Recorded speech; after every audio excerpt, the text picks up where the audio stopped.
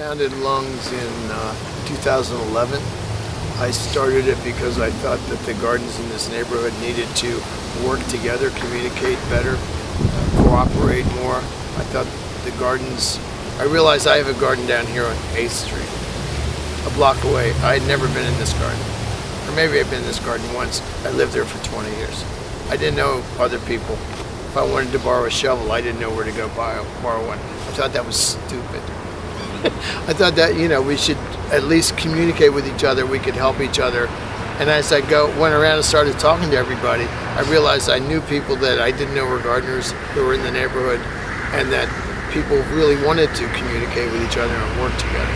And so it was to bring people together to also to protect the gardens, because the gardens are threatened by the city continuously with development. And so by working together, we formed a stronger coalition of gardens that could fight the city's power and create a political force that would give us more stability. Because it's what happens to the gardens from every 4 years can be totally different. And depending on who the mayor is and the city council and the politics at the time, we just never know where we're going to be. So that's why I started Lungs. Yeah, the first community gardens was started by a woman named Liz Christie over here on Bowery and Houston. She took over a space there and started and said this is going to be a garden, and the city sort of fought against it for 3 or 4 or 5 years. They were going around taking seed bombs and throwing them into vacant lots and letting flowers bloom.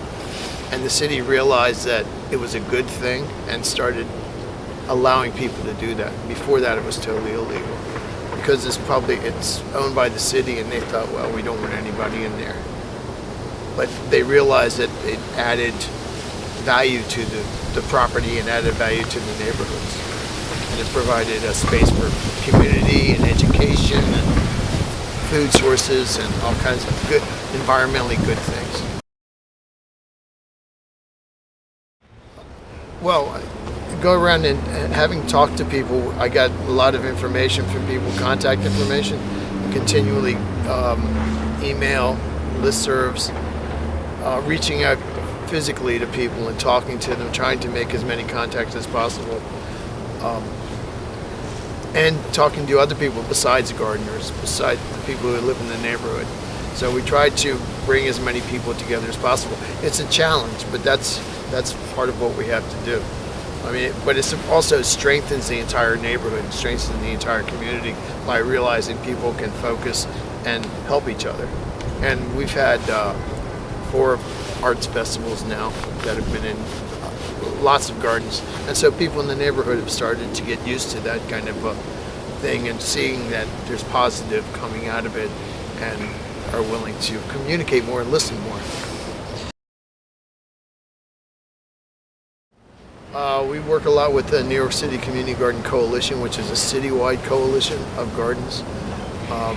We also work with Green Thumb, who is a city agency. Green Gorillas is another nonprofit that does a lot of gardening work. But we work with Mars. We work with whoever is available that is willing to work with us in the neighborhood, that is trying to improve the lives of the citizens and make this a stronger community. And we work with the schools. And we work with the schools and yeah, at schools. And yeah. We finance our projects by, we've gotten grants in the past. And everything is volunteer, so there's not a lot of money comes in. We've gotten grants to help us finance programs. And people give us contributions, but not very much. It's very much a volunteer-based program and very much not about money. So it's more about trying to get people to cooperate by giving work to each other. Sweat equity. By working together, you build a stronger community. And so you're not reliant upon money. And we can go out and raise a little bit of money if we need to.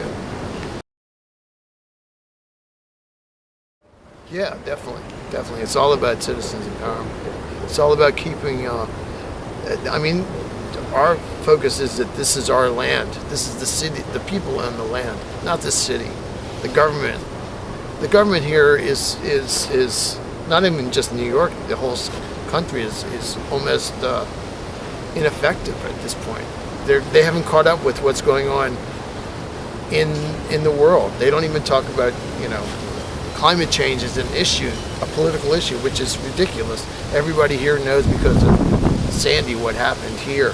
We're all aware of that. We all know that the truth is we're facing a disaster coming up. But the government can't respond to that, so the people have to take it upon themselves to formulate new programs that can supersede the government's programs and make us stronger. But that's all about citizens working together. Well, we have festivals that we've had a festival every year for 4 years now. Last year there were 38 gardens involved in it. We have a CSA, which is a cooperative food distribution service that we run through the summer. It just ended last week at Thanksgiving. It's every Sunday. People come in and we get food from an upstate gardener. And people come in and buy a bag of food for $10. Very cheap, good produce.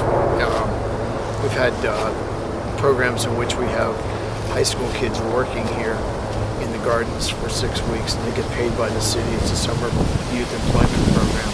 But they work in helping the gardeners and also getting jobs and being outside and learning about their gardening.